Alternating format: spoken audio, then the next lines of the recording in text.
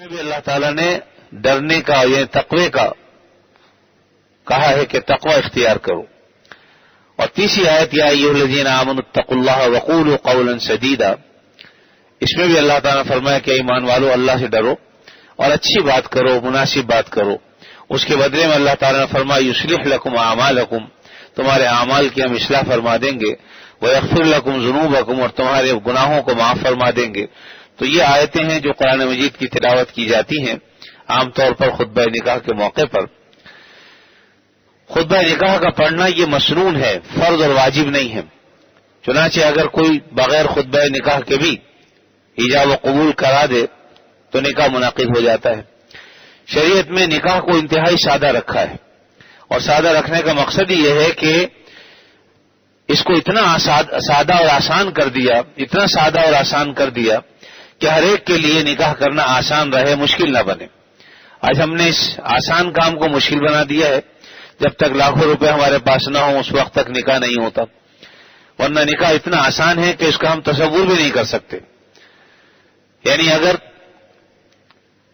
مرد اور عورت، دو بالغ مرد اور عورت آپس میں ایجاب و قبول کر لیں دو گواہوں کے سامنے کہ میں نے تجھ سے نکاح کیا، اور وہ کہے میں نے تجھے قبول کیا، تو نکاح منعقد ہو جاتا ہے. البتہ دو گواہ موجود ہونے چاہیے. اب اس میں اگر کسی نے خطبہ نہیں بھی پڑھا تب بھی نکاح منعقد ہو جائے گا. تو نکاح تو اتنا آسان رکھا ہے آپ صلی اللہ علیہ وسلم نے. اسی لیے ایک حدیث میں آپ صلی اللہ علیہ وسلم نے ارشاد فرمایا کہ سب سے بہتر اعظم النکاح برکتاً خیر ایسرہ معونہ، سب سے بہترین نکاح وہ ہے خیر و برکت وہ کے اعتبار سے کہ جو سادگی کے ساتھ ہو. اور یہ سادگی کس درجے کی تھی نبی کریم صلی اللہ علیہ وسلم کے زمانے میں، اس کا اندازہ آپ اس سے لگائیے کہ حضرت عبد الرحمن بن عوف رضی اللہ تعالیٰ عنہ جو عشرہ مبشرہ میں سے تھے، یعنی ان 10 صحابہ میں سے تھے جن کو آپ صلی اللہ علیہ وسلم نے دنیا میں جنتی ہونے کی بشارت دی ہے. ایک مرتبہ یہ آپ صلی اللہ علیہ وسلم کی خدمت میں تشریف لائے تو آپ نے دیکھا کہ ان کے کپڑوں پر زرد رنگ لگا ہوا ہے. تو آپ نے پوچھا کہ بھئی یہ رنگ کیسا لگا ہوا ہے؟ تو انہوں نے عرض کیا اللہ کے نبی صلی اللہ علیہ وسلم میں نے شادی کر لی ہے، نکاح کر لیا ہے. تو آپ نے فرمایا کہ اچھا بھائی بارک اللہ لک و بارک علیک، یعنی آپ نے فوراً دعا دی کہ اللہ تعالیٰ تمہیں اور انہیں برکت دے. آپ نے یہ نہیں کہا کہ وہ چپ کے شادی کر لی، ہمیں بلایا بھی نہیں. آج ہمارے ہاں اس کو بھی اتنا بڑا مسئلہ بنایا جاتا ہے کہ جب تک فلاں شریک نہیں ہوگا نکاح نہیں ہوگا، اور اس کو اتنا یعنی بڑا موضوع بنا لیا ہے کہ اس کی وجہ سے بعض اوقات نکاح ٹلتے رہتے ہیں. لیکن آپ صلی اللہ علیہ وسلم نے دیکھی اس موقع پر، حالانکہ آپ صلی اللہ علیہ وسلم سے بڑھ کر کوئی نہیں ہو سکتا، لیکن عبد الرحمن بن عوف رضی اللہ تعالیٰ عنہ انہوں نے شادی کی، اور اس موقع پر آپ صلی اللہ علیہ وسلم کو بھی نہیں بلایا گیا، اور آپ نے بھی ان سے کوئی شکوہ نہیں فرمایا، بلکہ آپ نے فرمایا کہ اللہ تعالیٰ تمہیں برکت عطا فرمائے. البتہ آپ نے جاتے ہوئے ان کو یہ کہا کہ اولم ولو بشاتن، ولیمہ کر لینا چاہے ایک بکری کاٹ کر ہی کیوں نہ کرو. یعنی ولیمہ کرنے کی آپ نے تلقین فرما دی، لیکن اس موقع پر بھی کوئی تان و تشریح نہیں فرمایا کہ تم نے شادی کر لی، ہمیں بلایا بھی نہیں. آج اگر کوئی اس طرح سے کوئی نکاح ہو جائے تو عزیز رشتہ دار جینا محال کر دیتے ہیں کہ صاحب لوگ یہ تو شادی بھی کر کے بیٹھ گئے تو ہمیں پوچھا ہی نہیں. اسی طریقے سے ایک اور روایت جو حضرت جابر رضی اللہ تعالیٰ عنہ سے ہے، غزوہ بنی المصطلق سے واپسی پر حضرت جابر رضی اللہ تعالیٰ عنہ جس اونٹنی پر سوار تھے وہ بڑی سست رفتار تھی. تو آپ صلی اللہ علیہ وسلم نے ان سے پوچھا کہ کیا بات ہے، تمہاری یہ اونٹنی بہت ہی سست رفتار ہے، دوڑتی نہیں ہے تیز. تو فرمایا کہ اللہ کے نبی صلی اللہ علیہ وسلم بس یہ چلنے میں ذرا ایسی ہی ہے، کمزور ہے. تو آپ نے فرمایا کہ اچھا. آپ نے ایک درخت کی ٹہنی توڑی اور توڑ کر چابک کی جگہ ہلکے سے اس کو رشید کیا، تو وہ اونٹنی اتنی تیز دوڑنے لگی کہ سارے قافلے سے آگے نکل گئی. تو آپ صلی اللہ علیہ وسلم اپنی سواری کو دوڑاتے ہوئے ان کے پاس لے گئے اور کہا کہ بھئی تمہاری اونٹنی تو بہت تیز رفتار ہو گئی. تو انہوں نے کہا اللہ کے نبی صلی اللہ علیہ وسلم سب آپ کی برکتیں ہیں، ورنہ یہ وہی اونٹنی ہے جس کا چلنا بھی محال تھا. تو آپ صلی اللہ علیہ وسلم فرمایا کہ بھئی تم اسے ہمیں بیچ دو. تو انہوں نے کہا اللہ کے نبی صلی اللہ علیہ وسلم بیچنے کی کیا ضرورت ہے، آپ اس کو اپنے پاس رکھ لیجئے، میں آپ کو ویسے ہی ہدیہ کر دیتا ہوں. آپ نے فرمایا کہ ہدیۃً نہیں بلکہ میں قیمتاً لینا چاہتا ہوں. تو کہا کہ ٹھیک ہے آپ لے لیجئے. فرمایا کیا قیمت لوگے؟ تو انہوں نے غالباً کہا کہ 1 اوقیہ چاندی. آپ نے فرمایا یہ تو بہت زیادہ ہے بھائی، اس سے تو بڑے اچھے سے اچھا اونٹ خریدا جا سکتا ہے، تم نے 1 اوقیہ چاندی کہہ دیا. تو آپ نے فرمایا کہ اچھا پھر آپ جو بھی عطا فرما دیں. تو آپ نے کہا کہ اچھا بھائی 1 اوقیہ چاندی ہی میں ہم خرید لیتے ہیں. فرمایا کہ اب اونٹ ہمارا ہو گیا. اس کے بعد پھر اسی دوران کچھ اور باتیں بھی ہوئی جس کو میں آگے عرض کروں گا. مدینہ منورہ جب آپ پہنچے، بلکہ اس موقع پر جب آپ نے یہ خرید و فروخت کا معاملہ کیا تو حضرت جابر رضی اللہ تعالیٰ اونٹنی سے اتر کر نیچے کھڑے ہو گئے اور فرمایا کہ یہ اونٹنی آپ کی ہو گئی. آپ نے فرمایا تم اترے کیوں؟ تو کہا کہ آپ نے خرید لی اس لیے میرا کوئی حق نہیں اس پر بیٹھنے کا. فرمایا کہ نہیں، تم یہ اس پر بیٹھو، اس پر چلو، مدینہ منورہ پہنچ کر ہم تم سے لیں گے. جب مدینہ منورہ پہنچ گئے تو حضرت جابر رضی اللہ تعالیٰ عنہ نے وہ اونٹنی آپ صلی اللہ علیہ وسلم کی خدمت میں بھجوا دی. آپ نے وہ اونٹنی بھی اور 1 اوقیہ چاندی بھی مرحمت فرما دی، کہا کہ یہ میری طرف سے تمہیں ہدیہ ہے. اصل میں نوازنے کا ایک بہانہ تھا، مقصد اونٹ خریدنا نہیں تھا، بلکہ آپ صلی اللہ علیہ وسلم اس وقت انہیں کچھ نوازنا چاہتے تھے. تو انہوں نے آپ اس طرح شکل ایسی اختیار فرمائی کہ اونٹ بھی انہی کو دے دیا واپس، اور 1 اوقیہ چاندی بھی آپ نے فرمایا کہ ہماری طرف سے تمہیں یہ ہدیہ ہے. جس وقت یہ اونٹنی تیز رفتاری سے چل رہی تھی، اس وقت نبی کریم صلی اللہ علیہ وسلم نے ان سے پوچھا کہ بھئی یہ بتاؤ تم نے شادی بھی کی ہے کہ نہیں، نکاح کیا؟ فرمایا کہ ہاں اللہ کے نبی صلی اللہ علیہ وسلم جب میں جہاد کے لیے روانہ ہو رہا تھا مدینہ منورہ سے تو میں نے اس وقت جانے سے پہلے نکاح کیا تھا. تو آپ نے فوراً فرمایا کہ بارک اللہ لک و علیک، اللہ تعالیٰ برکت دے بھائی تمہیں اس پہ نکاح میں. آپ نے اس موقع پر بھی یہ نہیں فرمایا کہ اچھا چپ چپ آتے شادی کر لی، ہمیں بلائی ہی نہیں. اور پھر فرمایا کہ یہ بتاؤ کہ کس سے، کسی کنواری لڑکی سے کی ہے یا کسی سیبہ سے یعنی بیوہ عورت سے کی ہے؟ تو انہوں نے کہا اللہ کے نبی صلی اللہ علیہ وسلم میں نے ایک بیوہ عورت سے نکاح کیا ہے.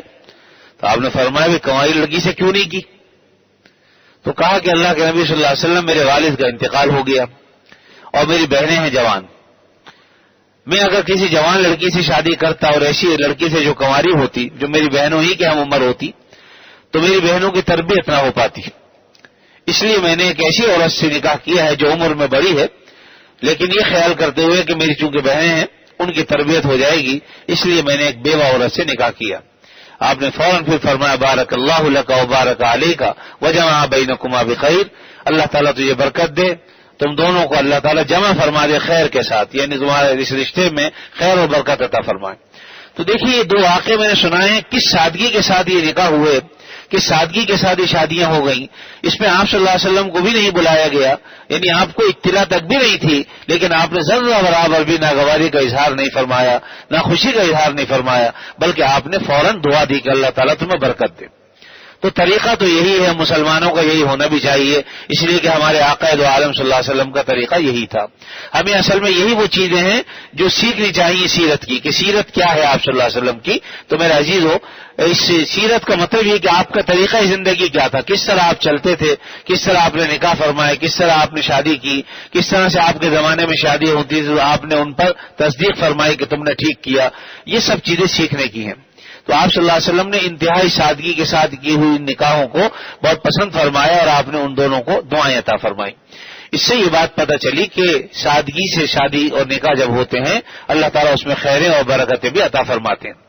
ایک اور حدیث میں آپ صلی اللہ علیہ وسلم نے ارشاد فرمایا کہ نکاح کا اعلان کرو، اعلان کر کے نکاح کرو، وجعلوہ فی المساجد، اور مسجدوں میں نکاح کرو. ان 2 باتوں کو آپ نے ارشاد فرمایا. اور ایک اور حدیث میں آپ نے فرمایا کہ البتہ ایک اور کام کی طرف آپ نے ترغیب دی کہ مسجد میں شور و شغب نہ کرو، کیونکہ آپ صلی اللہ علیہ وسلم کی جو آنکھیں ہیں وہ دیکھ رہی تھی کہ کسی وقت مسلمان اگر مسجدوں میں نکاح کریں گے تو نکاح کے بعد یا پہلے خوب شور و شغب ہوگا. تو اس لیے آپ نے اس وقت موقع پر خاص طور پر یہ فرمایا کہ مسجدوں میں شور و شغب نہ کرو. تو اس طرف بھی میں تو تھوڑی سی توجہ دلانا چاہتا ہوں کہ دیکھیے یہ ارشاد بھی خود نبی کریم صلی اللہ علیہ وسلم کا ہے. الحمدللہ اللہ تعالیٰ کا بڑا احسان ہے کہ اللہ نے آپ حضرات کو توفیق دی ہے مسجد میں نکاح منعقد کرنے کی. تو یہ بڑی خیر کی اور برکت کی بات ہے. یقیناً اس میں خیر اور برکتیں ہوں گی اس نتیجے میں، لیکن اس کے ساتھ ساتھ ہم ایک عمل اگر اچھا کرتے ہیں تو دوسرا عمل یعنی شور شرابہ اس سے گریز کرنا چاہیے. مسجد کے آداب ہیں، کچھ احترام ہیں، اس کے تقدس ہیں، کیونکہ اللہ کا گھر ہے، مقدس مقام ہے. اس لیے اس میں انتہائی جو ہے وہ ادب اور احترام کے ساتھ، وقار کے ساتھ بیٹھنا چاہیے، اور خاموشی کے ساتھ جو ہے وہ اگر جب نکاح سے فارغ ہو جائیں اس کے بعد بھی جو دعا دینے کا طریقہ ہے اور ایک دوسرے کو مبارکباد دینے کا وہ اختیار کرنا چاہیے جو آپ صلی اللہ علیہ وسلم نے بتلایا، بارک اللہ لک وبارک علیک وجمع بینکما بخیر، یہ دعا دیجیے، یا یوں کہہ دیجیے بھی اللہ تعالیٰ تمہیں مبارک کرے، اللہ تعالیٰ تمہیں اس نکاح میں برکت دے، تو اس طرح سے دعائیں دینا چاہیے۔ تو یہ انداز ہے شریفانہ وقار کا جو ایک مسلمان کو دوسرے مسلمان کے ساتھ اختیار کرنا چاہیے۔ تو آپ صلی اللہ علیہ وسلم نے ہمیں اس کی تعلیم دی ہے کہ نکاح کے موقع پر ہم کیا کریں، کس طریقے سے کریں، اور جیسے کہ آپ نے فرمایا کہ ایک تو یہ کہ اعلان کرو مسجد میں، وجہ اس کی کیا ہے کہ جو کام غلط طریقے سے کیا جاتا ہے وہ چوری چھپے کیا جاتا ہے۔ خدا نہ کرے اگر کوئی شخص چوری چھپے نکاح کر رہا ہے تو یقیناً کوئی نہ کوئی مسئلہ ہوتا ہے اس نکاح میں، لیکن جو نکاح والدین کرتے ہیں ان کی رضامندی سے ہوتا ہے، یقیناً اس میں خاندان والوں کو بھی اطلاع ہوتی ہے، محلے والوں کو بھی پتہ ہوتا ہے کہ بھئی اس لڑکے کا اس لڑکی کا آپس میں نکاح ہو رہا ہے، اور اس کا پھر ایک اعلان بھی ہو جاتا ہے۔ بالفرض اگر کسی کو پتہ بھی نہیں ہے تو مسجد میں اگر اعلان کر دیا جائے کہ بھئی نکاح کی تقریب ہوگی، جو حضرات بیٹھنا چاہیں بیٹھ جائیں، تو اس سے ایک تو سنت کی ادائیگی ہو جائے گی، اور دوسرا یہ کہ سب کو پتہ چل جائے گا کہ بھئی ان کا نکاح ہو رہا ہے۔ تو اس طرح آپ صلی اللہ علیہ وسلم نے فرمایا، اور اس کے ساتھ ساتھ یہ کہ شور و شغب سے اس سے گریز کرنے کا حکم بھی فرمایا۔ تو ان چیزوں سے ہمیں گریز کرنا چاہیے۔ اسی طرح آپ صلی اللہ علیہ وسلم نے ایک اور چیز ارشاد فرمائی کہ نکاح جو کیا جاتا ہے وہ عام طور پر اس کی کچھ وجوہات ہوتی ہیں، لمالیہ، یا تو کسی کے مال کی وجہ سے کیا جاتا ہے کہ مالدار، یا فرمایا والی حسبیہ، اس وجہ سے کیا جاتا ہے کہ حسب نسب بہت اونچا ہے ان کا، حسب نسب کی وجہ سے، خاندان کی وجہ سے، ولی جمالیہ، یا کسی کی خوبصورتی کی وجہ سے کہ بھی بہت خوبصورت لوگ ہیں اس لیے یہاں پر ہم نکاح کر رہے ہیں، اور تیسری بات فرمائے ولی دین، یہاں یا دین کی وجہ سے۔ تو فرمائے یہ چار چیزیں ہیں جو عام طور پر نکاح کرنے کا سبب بنتی ہیں، کسی کا مالدار ہونا، کسی کا خوبصورت ہونا، یا حسب نسب کا خاندان کا اچھا ہونا، اور چوتھی چیز فرمائی کہ ولی دین، یہاں دیندار ہونا۔ ان چاروں چیزوں کو بیان کر کے آپ نے فرمایا کہ فاصبر لذات الدین، تمہیں چاہیے دین کو ترجیح دو، اس لیے کہ جمال بھی ختم ہو جائے گا۔ اب جو کسی وقت صاحب جمال تھے بھی، لیکن آج اگر کسی کی عمر 60 سال 70 سال کی ہو گئی تو وہ ذرا دیکھیں، غور کریں، شیشے میں شکل ہم اپنی دیکھیں تو یقیناً محسوس کریں کہ جمال رخصت ہو گیا، جوانی چلی گئی، اب بڑھاپا آ گیا اور چہرے پر جھریاں پڑ گئیں تو جمال بھی رخصت ہو گیا۔ بعض اوقات مال ہوتا ہے لیکن وہ مال بھی ختم ہو جاتا ہے تو جمال بھی ختم ہو گیا۔ اور حسب نسب کوئی چیز نہیں، اصل چیز شرافت ہے۔ حسب نسب ویسے تو یعنی اس میں کوئی شک نہیں کہ خاندانی ہونا اچھی بات ہے، لیکن اس کے لیے یہ حسب نسب بھی اگر ایسا ہوتا تو آپ صلی اللہ علیہ وسلم اس کو ترجیح دیتے۔ آپ نے فرمایا کہ اس کو کوئی ترجیح قیامت کے دن نہیں ہے، کیونکہ ہم سب ایک آدم علیہ السلام کی اولاد میں سے۔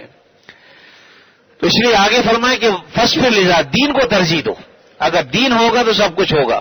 میرے عزیزو، بات یہ ہے کہ آج کل طلاقوں کی نوبتیں بہت آ رہی ہیں، اللہ تعالیٰ محفوظ رکھے۔ اس کی بنیادی وجہ یہ ہے کہ ہم اللہ اور رسول کے احکامات سے واقف نہیں ہوتے، اور تقوی جس کا حکم دیا گیا ہے ان تینوں آیتوں میں جو ہم پڑھتے ہیں نکاح کے موقع پر، تو اس میں تقوی کا حکم دیا گیا کہ اللہ سے ڈرو۔ حضرت مفتی محمد شفیع صاحب رحمۃ اللہ علیہ بات فرمایا کرتے تھے کہ میاں بیوی میں اگر تقوی نہیں ہوگا تو ان کو خوشگوار ازدواجی زندگی میسر نہیں آ سکتی، کیونکہ تقوی ایسی چیز ہے کہ جو مرد کو بھی عورت کو بھی اس بات کی طرف مجبور کرے گا کہ کسی کا حق نہ مارے، شوہر بیوی کا حق نہ مارے، بیوی شوہر کا حق نہ مارے۔ اس لیے کہ بہت ساری چیزیں ایسی ہیں کہ جو ہم پولیس کے ذریعے، عدالت کے ذریعے حاصل کر سکتے ہیں، لیکن بہت سی چیزیں ایسی ہیں کہ صرف تقوی کی وجہ سے ہی وہ حاصل ہو سکتی ہیں۔ مثلا شوہر ہے، گھر میں آیا اور منہ بنا کے بیٹھ گیا، روٹھ گیا، اب یہ کون سی پولیس ایسی ہے جو اس کو کہے گا کہ مان جا تو؟ یقیناً یہ میاں بیوی کا باہمی معاملہ ہوتا ہے۔ صرف تقوی اور خوف خدا ایسی چیز ہے جو اس کے دل میں اس بات کو ڈالے گی کہ بھئی میں جو ہے وہ اللہ سے ڈروں اور کوئی ایسا کام نہ کروں جس سے میری بیوی کی حق تلفی ہو، گھر والوں کی حق تلفی ہو۔ تو یقیناً اسی طریقے سے عورت ہے، وہ زیادتی کرتی ہے تو وہ بھی زیادتی سے تبھی رکے گی جب اس کے دل میں اللہ کا خوف ہوگا کہ اللہ نے شوہر کے بڑے حق رکھے ہیں، میں ان کے حقوق ادا کروں، ایسی صورت میں ہی وہ اپنے شوہر کے حق ادا کر سکتی ہے۔ ہمارے مولانا مفتی تقی عثمانی صاحب دامت برکاتہم العالیہ نے ایک موقع پر ایک واقعہ سنایا. فرمایا کہ ہمارے ساتھ جو لوگ پڑھا کرتے تھے تو ان میں ایک صاحب تھے, وہ کہتے تھے کہ میرا اتنا روب و دبدبا ہے, جب میں اپنے گھر میں جاتا ہوں تو میری بیوی بچے سب دبک کے بیٹھ جاتے ہیں, کسی کی مجال نہیں ہے جو میرے سامنے آ سکے, یعنی ایسا روب اور دبدبا ہے. تو گویا فخریہ طور پر یہ بات بیان کر رہے تھے. تو حضرت فرماتے ہیں ہمارے ساتھی تھے, میں نے کہا کہ بھائی اس کا مطلب تو یہ ہوا کہ آپ انسان تو نہ ہوئے, آپ تو درندے ہوئے, شیر ہوئے, چیتے ہوئے, بھیڑیے ہوئے, جس کی وجہ سے لوگ دبک کے بیٹھ جاتے ہیں کہ ایسا نہ ہو پنجہ مار دے, کہ ایسا نہ ہو دانت سے کاٹ لے. تو یہ کام تو درندوں کا, انسانوں کا تو نہیں ہے. اور پھر فرمایا کہ نبی کریم صلی اللہ علیہ وسلم کا یہ معمول تھا کہ جب گھر میں تشریف لاتے تو آپ مسکراتے ہوئے داخل ہوتے تھے, یعنی آپ کا چہرہ بنا ہوا نہیں ہوتا تھا, بلکہ چہرہ مبارک کھلا ہوا ہوتا تھا, اور آپ مسکرا رہے ہوتے تھے گھر میں, اور گھر میں پہنچ کے السلام علیکم ورحمۃ اللہ آپ بلند آواز سے سلام کیا کرتے تھے. تو یہ طریقہ تو نبی کریم صلی اللہ علیہ وسلم کا ہے. باقی یہ طریقہ کہ آدمی خالی روب دبدبا ایسا رکھے کہ سب بیوی بچے سب خوف سے کانپنے لگے, تو یہ طریقہ آپ صلی اللہ علیہ وسلم کا نہیں تھا. بلکہ ایک روایت میں یہ بھی ہے کہ جو شخص ذرا شریف ہوتا ہے تو عورتیں عام طور پر اس پہ حاوی ہو جاتی, یعنی شریف آدمی پر عورتیں حاوی ہو جاتی, اور جو آدمی ذرا شقی ہوتا ہے, لئیم ہوتا ہے, بدبخت, وہ عورتوں پر حاوی ہو جاتا ہے مار پیٹ اور دوسرے ذریعے سے. فرمایا کہ میں اس کو بہتر سمجھتا ہوں کہ میں کریم رہوں اور حاوی نہ رہوں, بنسبت اس کے کہ میں غالب رہوں اور لئیم بن جاؤں, شقی بن جاؤں. یعنی آپ نے فرمایا کہ مجھے یہ بات پسند ہے کہ میں شریف اور کریم کہلاؤں, بجائے اس کے کہ میں جو ہے وہ مجھے کوئی لئیم یا شقی کہے اور میں عورتوں پر حاوی ہوں. مقصد یہ تھا کہ اصل تو تقویٰ جب ہوتا ہے تو مرد عورت کا اور عورت مرد کا خیال رکھتے ہیں آپس میں, لیکن اگر تقویٰ اللہ کا خوف دل میں نہ ہو تو پھر ایسی صورت میں بہت ساری چیزیں ہیں جو انسان کے دل میں پیدا ہوتی ہیں, اور لڑائی جھگڑے اور اس قسم کی چیزیں. تو بہرحال ان تمام امور سے ہمیں بچنا چاہیے, اور جو کام اللہ تعالیٰ نے ہمارے سپرد کیا ہے, اب جن لوگوں کا سفر زندگی کا نیا سفر شروع ہو رہا ہے تو یقیناً ہمارے دل سے دعا ہے کہ اللہ تعالیٰ ان کے اس سفر کو کامیاب فرمائے, اور نبی کریم صلی اللہ علیہ وسلم کے بتائے ہوئے طریقوں کے مطابق وہ زندگی گزاریں. اس لیے کہ اگر آپ صلی اللہ علیہ وسلم کے طریقوں کے مطابق زندگی نہیں گزرے گی تو میرے عزیزو پھر ایسی صورت میں لڑائی ہوں گے, جھگڑے ہوں گے, نتیجے میں صرف میاں اور بیوی کی جدائی نہیں ہوتی بلکہ دو خاندانوں میں آپس میں لڑائی جھگڑا ہو جاتا ہے, اور پھر بعض اوقات اگر وہ عزیز رشتہ دار ہوں تو وہ رشتہ داریاں ختم ہو جاتی ہیں. تو یہ بڑی افسوسناک بات ہے کہ ہمارے معاشرے میں آج طلاقوں کا رجحان بہت زیادہ ہو رہا ہے, بڑھ رہا ہے.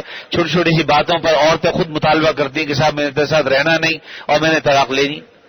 تو اس لیے ان چیزوں سے گریز کرنا چاہیے, اور جب ہم نے اب نکاح کر لیا تو ہمیں نکاح کے متعلق بھی معلوم ہونا چاہیے, طلاق کے بارے میں بھی ہمیں علم ہونا چاہیے کہ خدا نہ کرے طلاق اصل میں ایک صورت ہے پریشانی سے نکلنے کی.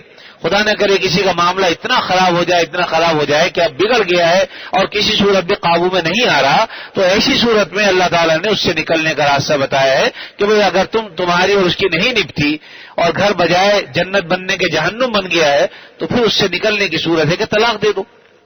لیکن طلاق بھی کس طرح سے دو اس کے بھی طریقے ہمیں آپ صلی اللہ علیہ وسلم نے بتلائے ہیں. یہ نہیں کہ جو ہے وہ فوراً اٹھایا جس طرح گولی سے چھ گولی فائر کر دی اور جناب پورا پسٹل خالی کر دیا, اس کے بعد اب مارے پھر رہے ہیں ادھر ادھر کے صاحب اس سے طلاق ہوئی کہ نہیں ہوئی, اب ایک سے پوچھتے پھر رہے ہیں.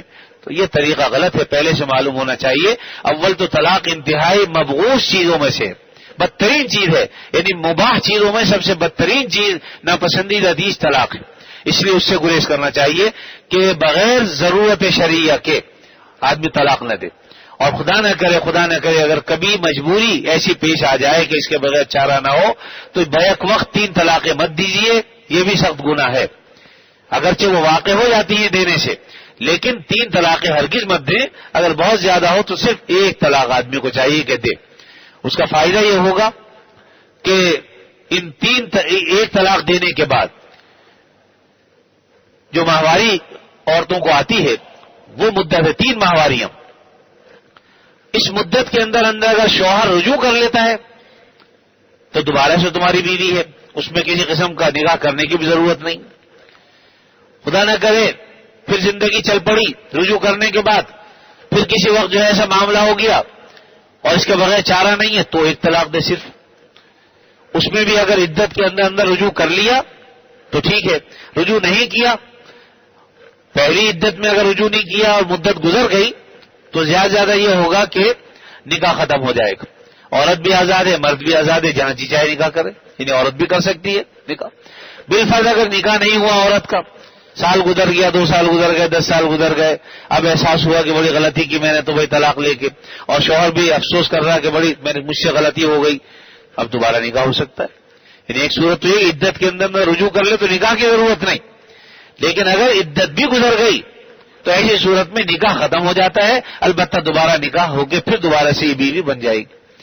تو شریعت نے آسانیاں رکھی ہیں، ہم ان آسانیوں کو سیکھتے نہیں ہیں اور اپنے طور پر 3 طلاقیں دے کے سمجھتے ہیں کہ ہمارا دین بڑا سخت ہے. دین سخت نہیں ہے، ہماری ناواقفیت کی وجہ سے ہم غلطیاں کرتے ہیں، اور اس غلطی کا کوئی دعویٰ نہیں ہوتا، کوئی دوا نہیں ہوتی، تو پھر اس کے بعد ہم ادھر ادھر مارے پھرتے ہیں. پھر بعض اوقات لوگ جو ہیں وہ حرام طریقے اختیار کرتے ہیں، ناجائز طریقے اختیار کرتے ہیں. بعض اوقات بیویاں گھروں میں ہوتی ہیں اس حال میں کہ وہ طلاق شدہ ہوتی ہیں لیکن بیوی شوہر کے ساتھ رہ رہی ہوتی، تو یقیناً یہ ناجائز اور حرام کام کا ارتکاب ہو رہا ہوتا ہے. اس لیے میرے عزیز ان تمام امور سے ہمیں بچنا چاہیے، دین کو سیکھنا چاہیے. سیکھیں گے نہیں تو آئے گا کیسے؟ اس لیے میں دیکھیے بعض اوقات دنیاوی اعتبار سے تو ہم بڑے پڑھے لکھے ہوتے ہیں لیکن دینی اعتبار سے بالکل الف بے بھی ہمیں نہیں آتی. اس لیے اپنے دین کو کوشش کیجئے کہ سمجھیں، اور جو مسائل ہیں ان کو بھی خاص طور پر جو ضروری چیزیں ہیں ان سے آدمی گریز نہ کرے، ان کو تو آدمی سیکھے تاکہ ان کو سیکھ کر پھر اس کے مطابق زندگی گزارنے کی کوشش کرے.